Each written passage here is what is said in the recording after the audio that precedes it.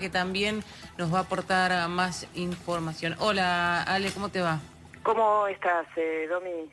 Bien, acá sorprendidos en un punto, pero bueno, hacía 3 semanas Sí, que estaba internado sí, Sergio Renán. hacía bastante tiempo que Renan estaba nuevamente con problemas de salud. De hecho, la última ópera que Renan hizo para el Colón hace unas pocas semanas nada más, El Elixir de Amor de Donizetti, no pudo estar presente.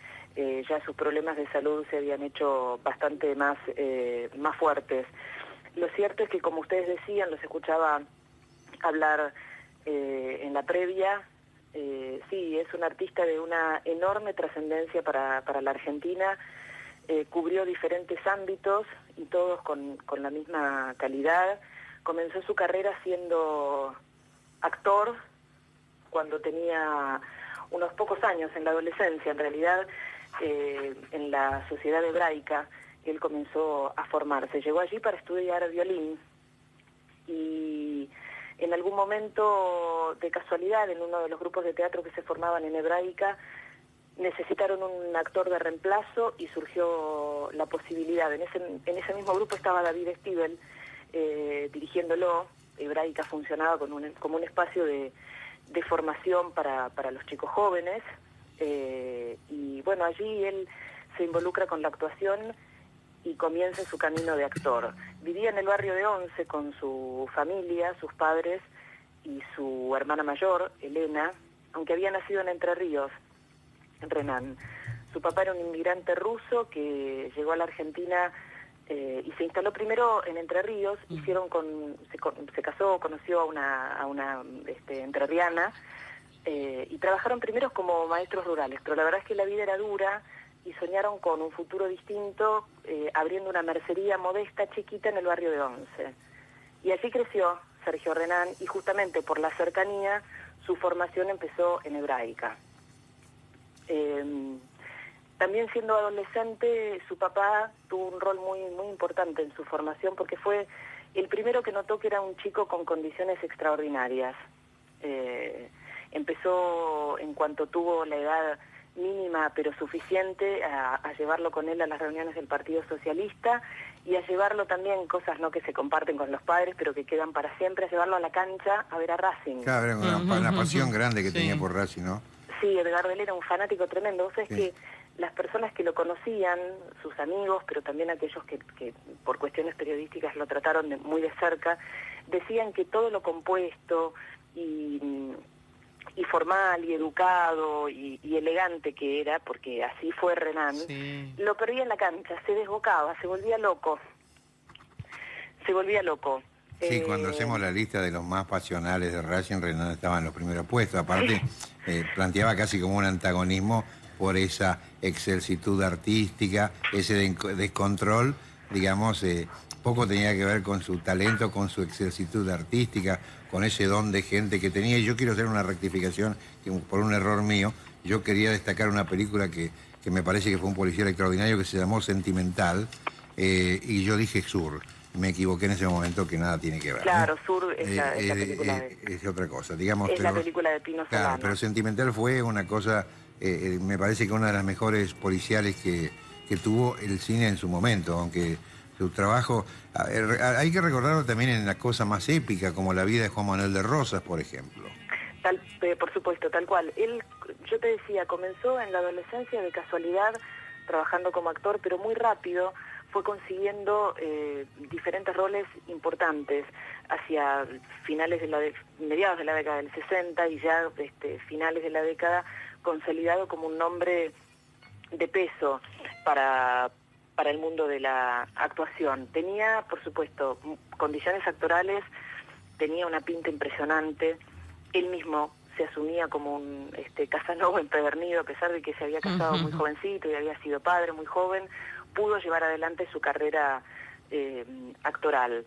Sin embargo, también siendo muy joven, yo te diría que a principios de la década del 70, él tuvo la firme inquietud de convertirse en director, porque era un hombre, así como su padre vio en él esa condición de de niño prodigio, Sí. y hizo todo lo que pudo, no solo para ayudar en su formación, sino también para que el mundo se enterara que su hijo tenía una condición extraordinaria.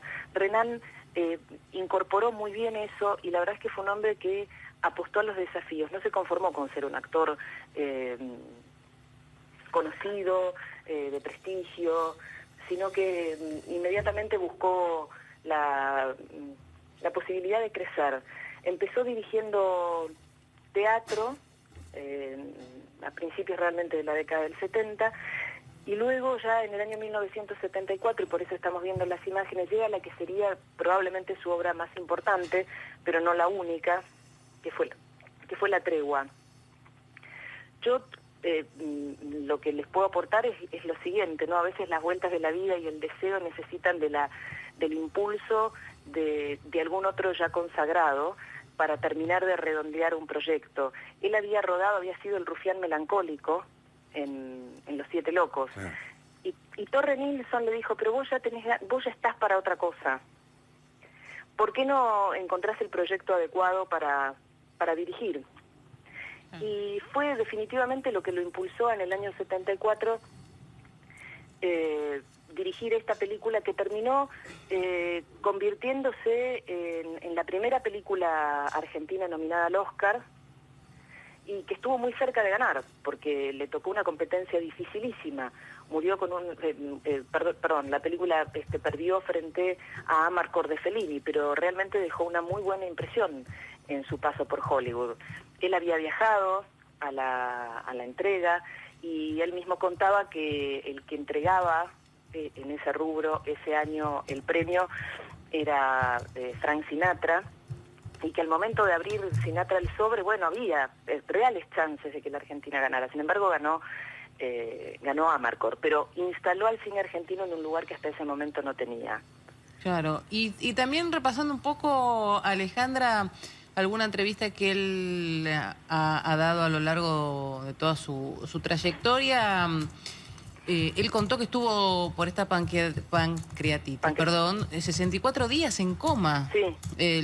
Y que le preguntaba inclusive si se acordaba de algún momento después de despertarse, y que él prácticamente alguna que otra cosa recordó, pero que fue un momento muy difícil también para él, con secuelas inclusive. Sí, fue un momento muy, muy tremendo, desde lo estrictamente de la salud, gravísimo. Estuvo de verdad al borde de la muerte, pasó 64 días en coma, en terapia intensiva, y luego 6 meses internado.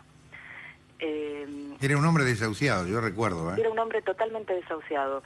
Le costó mucho volver, tuvo que hacer muchos esfuerzos, sí, porque quedaron secuelas. Diabético se volvió.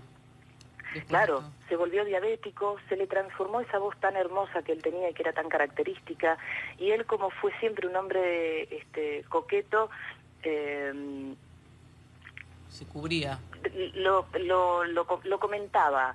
No podía disimularlo, pero lo comentaba como con cierto pudor, ¿no? Como con cierta vergüenza, porque era un hombre realmente muy elegante. Y después, desde ese momento, por supuesto, su salud tuvo momentos diferentes en los que se volvió a ver resentida. De hecho, como yo les decía, hace algunas semanas, con mucha expectativa, se estrenaba la que fue su última ópera como Regí para el Teatro Colón, trabajando en equipo junto a Gino Bogani y a Emilio Basaldúa, El Elixir d'Amour, y no pudo estar presente. Y eso fue un llamado de atención para todos aquellos que lo querían, y para el público, porque él disfrutaba mucho de estar presente en sus espectáculos.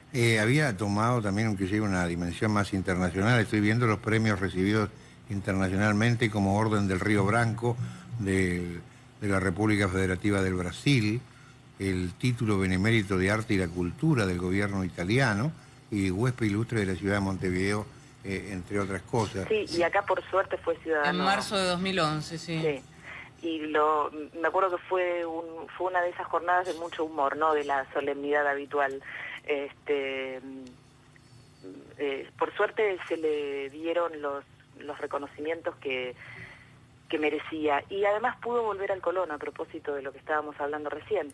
Él en la década del 90 fue director del teatro por varios años, y sinceramente colocó al Teatro Colón de vuelta en un lugar de enorme importancia, no solo por la programación que diseñó, por las contrataciones que pudo hacer, era un momento además donde era bastante más fácil que ahora, contratar a figuras de primer nivel internacional para que llegaran a formar parte de la temporada de ópera, de ballet, de los conciertos de la Filarmónica, sino además porque tuvo decisiones que dejaron enorme huella en el teatro. Amplió los criterios de programación y decidió, por ejemplo, crear el Centro de Experimentación del Teatro, que es un espacio donde hoy se puede disfrutar de los proyectos más vanguardistas, más modernos, alternativos. De verdad que le abrió un espectro totalmente distinto y sin duda en los últimos 50 años es muy probable que haya sido la mejor gestión del Teatro Colón. Claro. Él decía que se sintió dolido en el momento en el que se lo desvinculó, que no lo esperaba. Le tomó un tiempo procesar esa desvinculación. Creo que para el teatro, fue una enorme pérdida. Podría, por esta cosa que no logramos los argentinos, ¿no?, de mirar más allá del proyecto individual, podría perfectamente haber seguido y hubiera enriquecido mucho al teatro, pero con los años y en esta última etapa del Colón pudo volver y montó 2 óperas realmente muy elogiadas. Primero fue la Cenerentola de Rossini, si no me falla la memoria, del año pasado, y a modo de continuidad, ¿no?, siguiendo con el bel canto, que era algo que a él le gustaba mucho, el bel canto italiano, hizo el Elixir de Amor de Donizetti. Vos sabés, Ale y Edgardo, que cuando Renan recibió el título de Ciudadano Ilustre de la Ciudad de Buenos Aires, le pasaron un video homenaje con un repaso de su carrera, donde pasaban imágenes de sus películas y omitían la referencia a la fiesta de todos. Y después de eso Renan dice, revisando este video pasa a estar claro que pese a mi juventud mi vida ha sido laboriosa, y eso que no están incluidos algunos recuerdos de trabajos que respeto, de la misma manera que hay otros que no han sido omitidos por casualidad, consecuencia de mi intervención o de la piedad del director de la película. De todas maneras, dijo Renan, habiendo sido mi destino más modesto que el soñado en la adolescencia, no pierdo conciencia de haber sido un privilegiado. Teniendo en cuenta mi impecable estado de salud y energía, dentro de 50 años me propondrán una distinción que podría definirse como anciano pertinaz, y espero reunirme con todos ustedes absolutamente en esas circunstancias, y agradecía la distinción que le estaban dando con mucho sentido del humor. Alejandra, Sí. ¿vos recordás Renan en televisión? Recuerdo haber leído sobre Renan en televisión. Yo no tengo el registro de la infancia de ver programas de Renan. Pero, por supuesto... Porque a mí me suena que sí, yo no, y así haciendo un repaso grande. Digamos era lo menos trascendente, pero a mí me suena que participaciones ha tenido, pero no lo encuentro. Una de ellas forma parte de aquello que él mismo, en las declaraciones que leía recién Dominique, tal vez consideraba de menor valía y ha sido dejado de lado, pero algo recuerdo yo, tal vez muy borroso o tal vez equivocado. Sí, yo tengo un recuerdo borroso, pero te diría que... Me engaña el tiempo, tal vez, ¿no? Sí, es difícil tener certeza sobre ese tipo de detalles, pero yo creo que tuvo su paso por televisión, aunque no fue su lugar. Él pertenecía a esa generación, ¿no?, en la que el teatro era el primer lugar y el cine también. Sí. Aunque tengo la misma impresión que vos, Edgardo. Y respecto de lo que decía recién Dominique, fue una película que él hizo y que siempre se reprochó a sí mismo. La fiesta de todos. La fiesta de todos, porque esa película recogió un tiempo después lo que pasó en el Mundial 78, con la Argentina campeona, pero también con el contexto, ¿no?, de la Argentina campeona. La Argentina un poco puesta con el trofeo en el podio, en un momento de gobierno militar, y con, ciertas dudas deportivas, ahora incluso con más sustentación, ¿no?, desde el escándalo que hoy se ha desatado en estas semanas en torno a la FIFA, cómo determinadas cosas se pueden operar en función de otros intereses. Él mismo decía, y no lo ocultó nunca, y fue en ese orden muy sincero y muy valiente, porque él decía que le ofrecieron un sueldo muy conveniente, un caché muy conveniente, y que él aceptó, pero que es algo que no debía haber aceptado.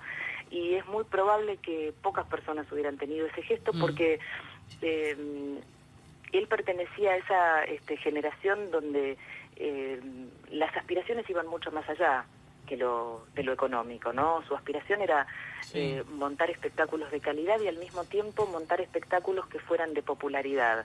Nada más ni nada menos, ¿no? Juntar las dos cosas. Pero entre sus grandes aspiraciones me parece que no estaba la consagración económica como final del camino. Sin embargo, en algún momento, bueno, aceptó ese proyecto y fue uno de los proyectos por los cuales se arrepintió mucho. Bueno, con el